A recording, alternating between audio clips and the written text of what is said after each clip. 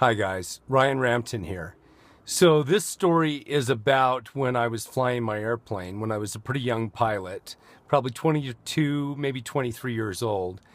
And I about killed myself, not only me, but my entire family. So I'd taken off from Ogden and I'm flying down to St. George to go see a friend of mine. And we're gonna have dinner, spend the night at his house and fly back the next day.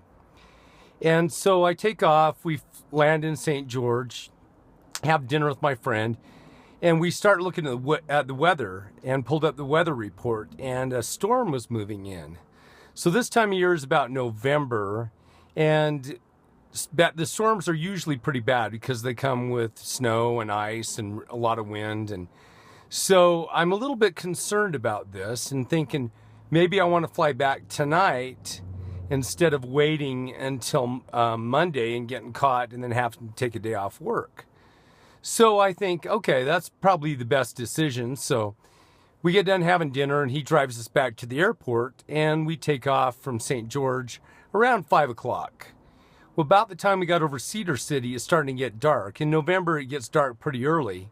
And so about that time, it's getting dark. And I haven't done a lot of night flying up to this point, but I'm pretty competent, I think anyway, and I think I'm going to be fine. So I'm flying along and we get about to the Tooele area, the Ochre Mountains, which is about probably 40 miles south of Salt Lake, southwest. And I'm flying along and the clouds start rolling in. And as the clouds start rolling in, I can't see anything. And I'm a VFR pilot, which stands for Visual Flight Rules. You need to be an IFR pilot to fly in clouds and things like that. And then you fly, along certain routes. Well, so I'm only a VFR pilot and I'm getting in the clouds. So what we do is we drop down to a lower elevation to get out of the clouds. So I drop down about 1,000 feet and I'm still in the clouds. So I drop down about another 1,000. I break out of the clouds and I'm flying along and going, okay, this is okay. And then clouds show up again. So I drop down another 1,000 feet and then clouds show up again. And by this time, I'm staring out the window as I'm trying to lose altitude.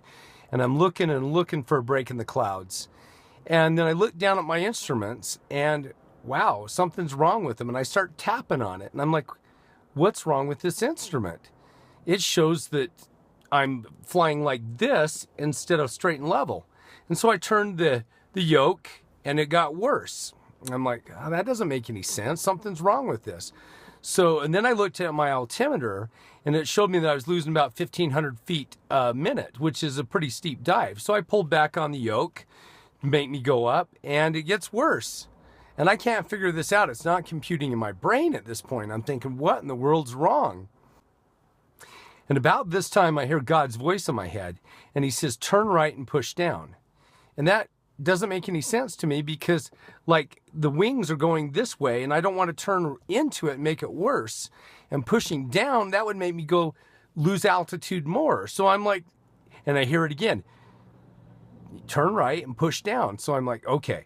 So I turned right and I pushed down on the yoke. And about that time, what I had done is had flown upside down and I was dropping like this. So the same thing that happened to JFK Jr. is what happened to me.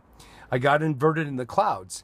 And how you don't know you're inverted is if you've ever taken a bucket of water and swung it around your head, the water stays within the bucket.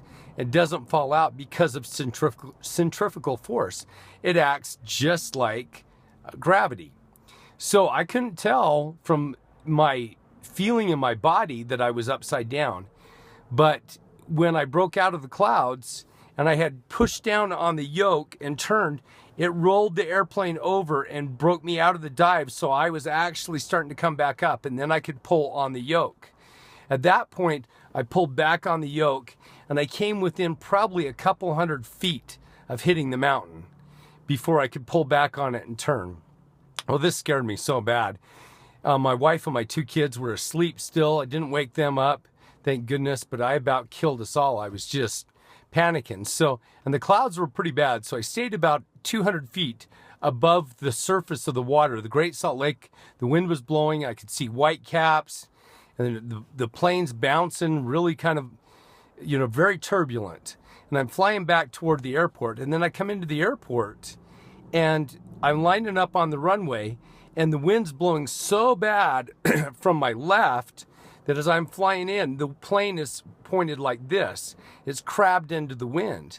And as I come down the runway, I'm flying like this instead of straight and level. I mean, straight ahead. And so I finally had to kick in the rudder and land one wheel down.